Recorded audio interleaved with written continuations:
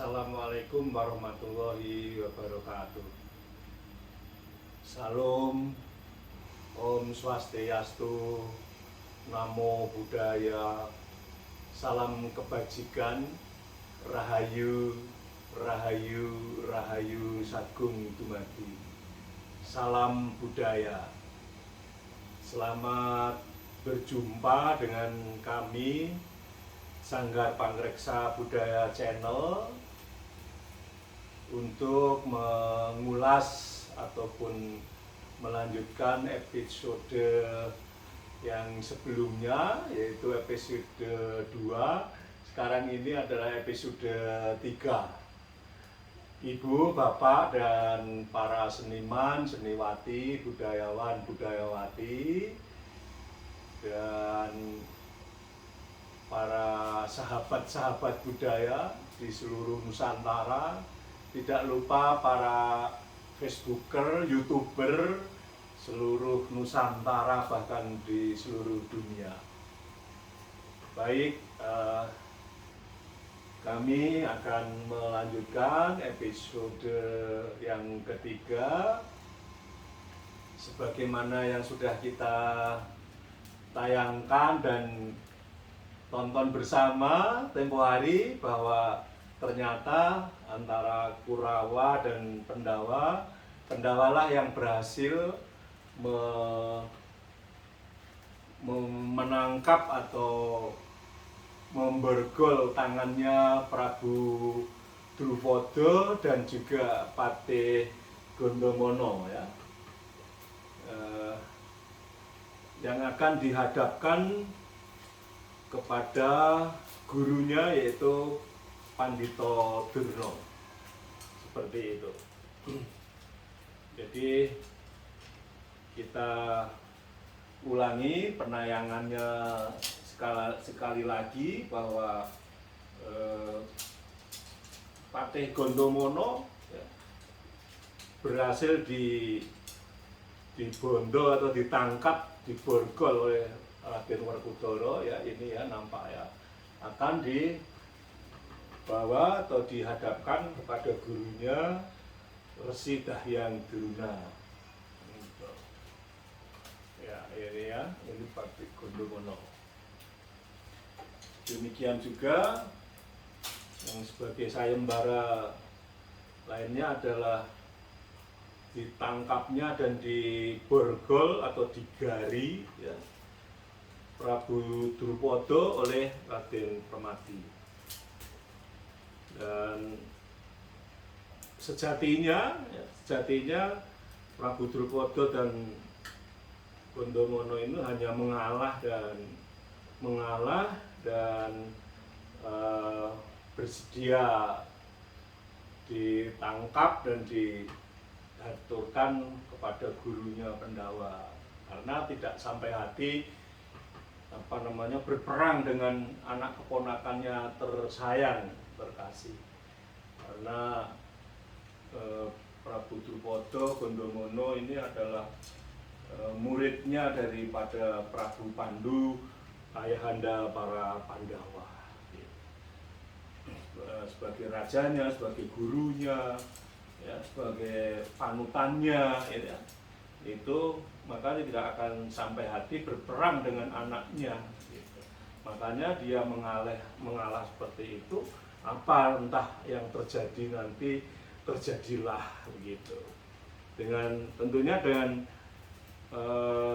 dalam hati Prabu Drupada dan juga Raden Gondomono dalam hatinya itu menggerutu, ya, kenapa ini Pandhita Durna punya ulah yang seperti ini, begitu ya, kok nabok nyilih tangan, gitu. Jadi mau menghantam tapi mau meminjam tangannya murid-muridnya para Pandawa, begitu. Itu sakwa sangka dari para Prabu Drupada dan Raden Gondomono. Seperti itu para sahabat budaya. Jadi tidak segampang atau semulus itu rupanya, ya. Jadi dibawalah Prabu Drupada dan dan Raden Patih Gondomono menghadap kepada Durna, Pendhita Durna. Nah ini ya, dipeluknya sama Durna, diciumnya sama Durna, ya, dibagikan atau disambut kedatangannya itu. Dan di Kakang Sucitra gitu ya. Ya, Kakang Sucitra lan Raden Gondomono diagung pangaksami. Saya minta maaf yang sebesar-besarnya. Ini semua bukan saya bermaksud jelek kepada Kakang Sucitra dan Raden Patih Gondomono. Tentunya Kakang Patih Sucitra dan Raden Gondomono sudah mendakwa saya, mengira saya ini berbuat tidak baik kepada saudara berdua. Tapi ketahuilah Kakang bahwa sebenarnya saya semenjak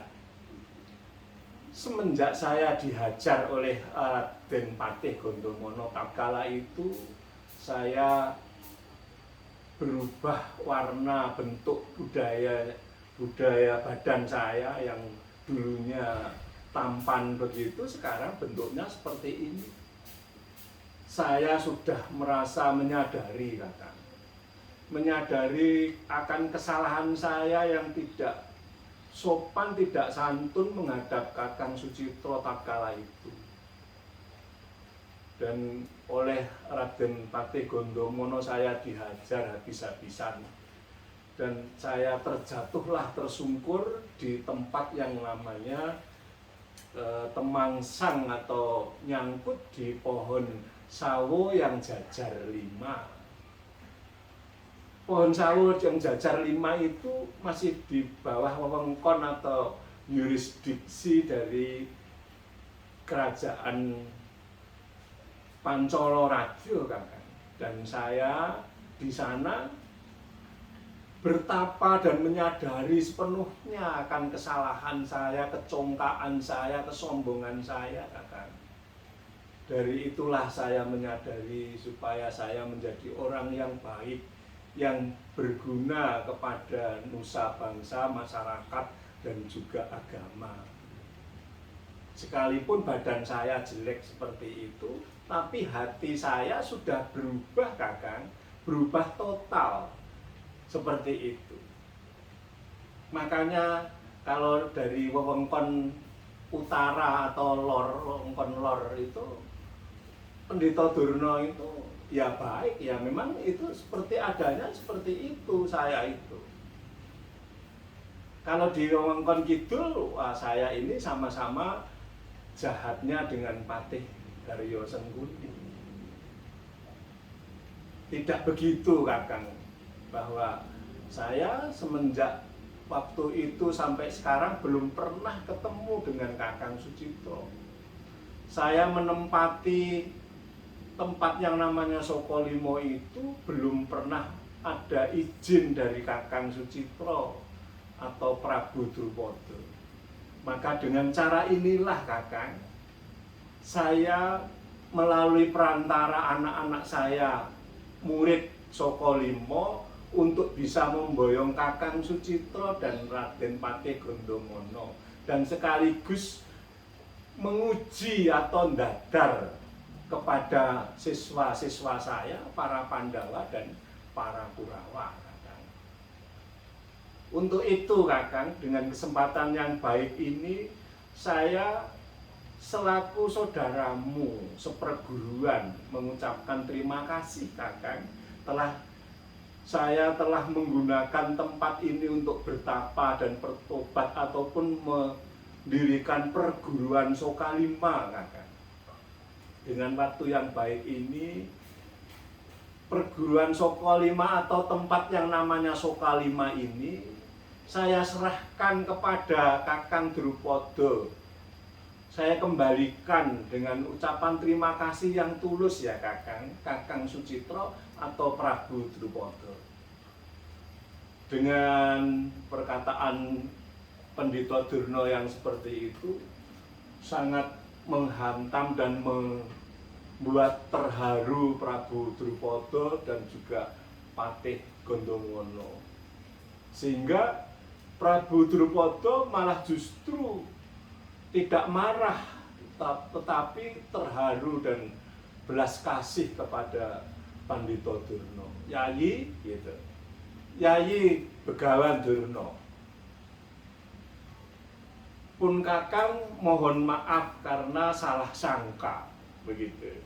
Salah sangka kalau si Adi itu sebenarnya baik akal budinya. Untuk itu si Adi yang sudah mengembalikan tanah Sokolimo ini saya terima dan langsung saya serahkan kembali Adi untuk perguruan Sokolimo, nggolowentah atau mendidik anak-anak musiswa Pendawa dan para Kurawa. Silahkan dengan setulus hati saya memberikan tanah Sokolimo itu menjadi bumi perdikan, bumi perdikan. Dengan itu sebenarnya yang dimaksudkan oleh saya tidak begitu, Kakang. Saya sudah tulus untuk mengembalikan dan saya mohon maaf dan saya mohon maaf juga terima kasih atas yang sudah diberikan dan saya sudah bertapa menggunakan tanah Sokolima ini dan mendirikan perguruan.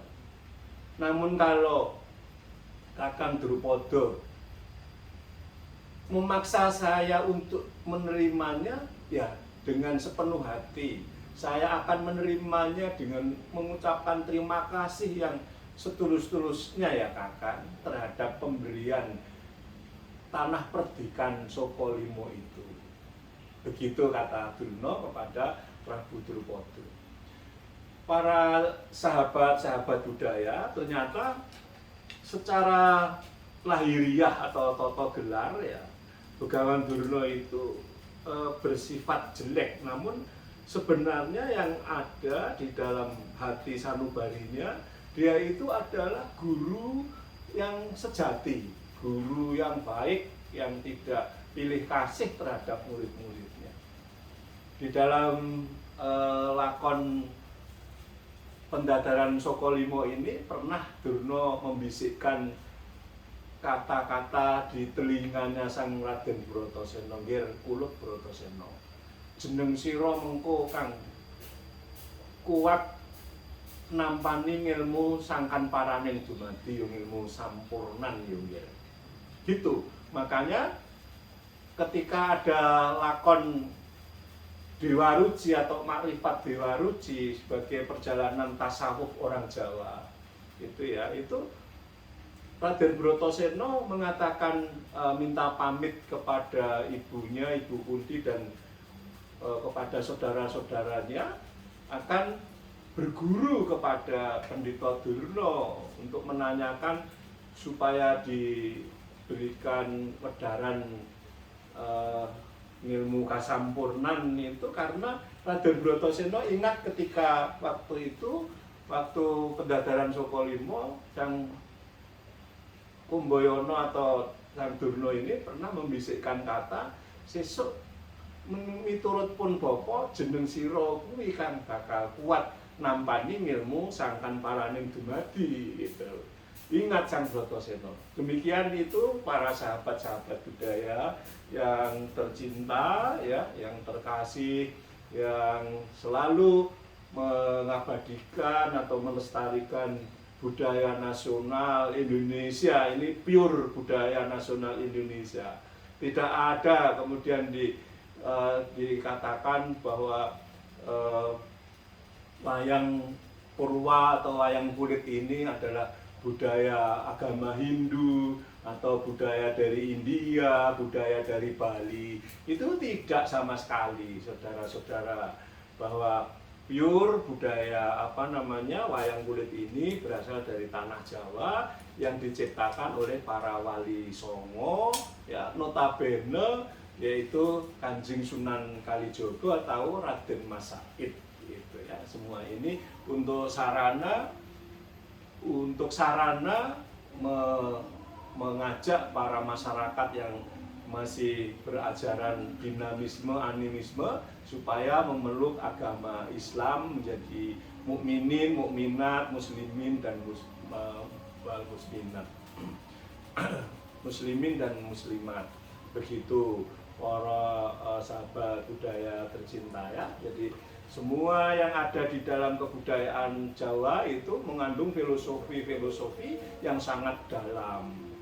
Jadi tidak boleh hanya ditelan mentah-mentah saja atau sekilas saja, namun harus dikaji yang jauh, yang lebih dalam lagi, sehingga akan tahu ruh atau filosofi daripada budaya Jawa yang begitu indah, edipeni, kemudian adiluhung, luar biasa atau ngedap-ngedapi itu.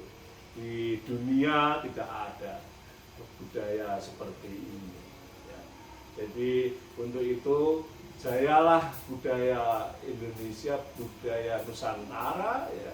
Jaya jaya wijayanti, rahayu rahayu ingkang samya pinanggih, Suradira jayani kang rak, suwuh brasta tekaping ulah Dharma Stuti ya.